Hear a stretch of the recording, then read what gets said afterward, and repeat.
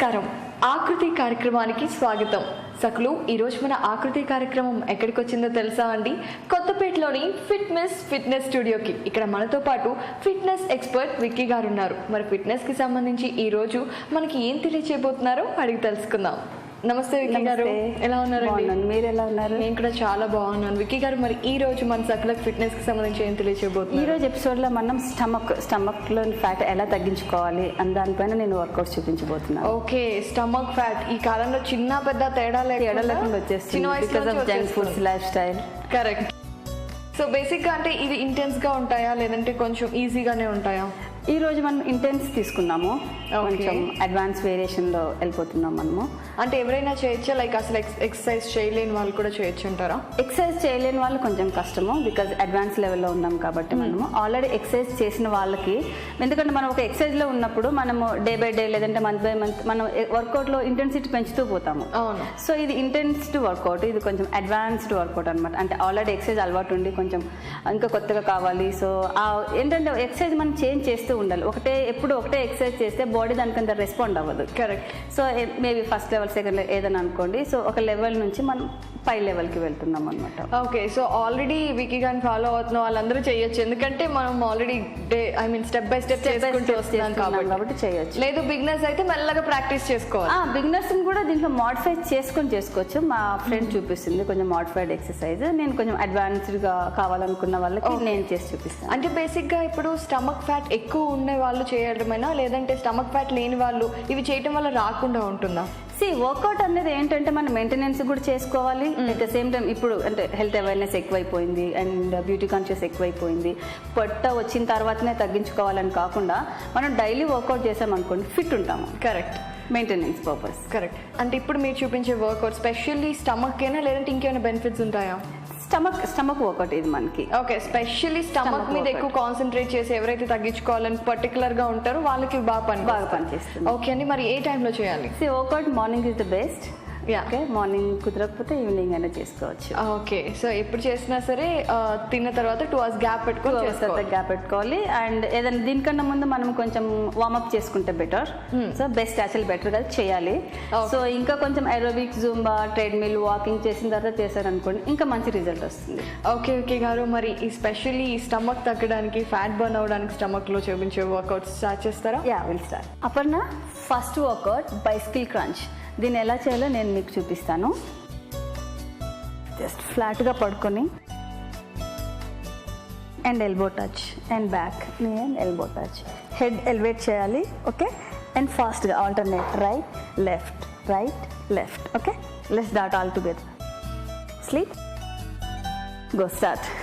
1 2 3 4 5 6 7 8 9 10 11 12 13 14 15. Relax. Next work out బాడీని ఫ్లాట్గా ఉంచి బోట్ షేప్లోకి తీసుకురావడం, క్రంచ్.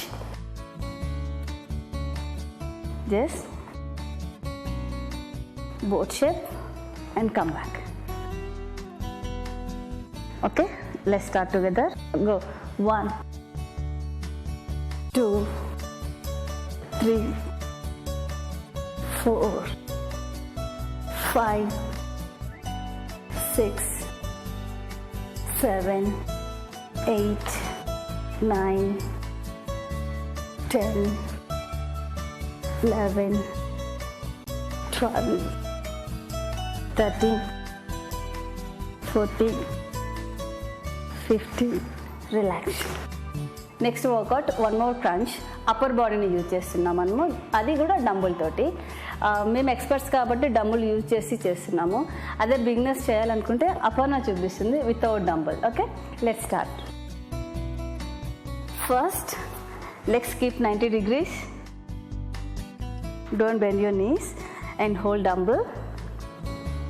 సో డంబుల్ తోటి మీ టోస్ని రీచ్ చేయడానికి ట్రై చేయండి. Go. 1 2 3 4 5 6 7 8 9 10 11 12, 13, 14, 15. Relax. Next is one more crunch. Lower బాడీని యూజ్ చేసి మనం క్రంచ్ తీసుకుంటున్నాము. అది కూడా holding with the dumbbell. Let's start. డంబుల్ని 2 కాళ్ళ మధ్యన పెట్టుకోవాలి. Then sleep flat, hands under hips, legs straight పెట్టి only lift lower body till 30 degrees. 30 to 45 is enough. Go. 1, 2, 3, 4, 5, 6, 7, 8, 9, 10, 11, 12, 13, 14, 15. Relax. Aparna, ఎలా ఉంది వర్కౌట్?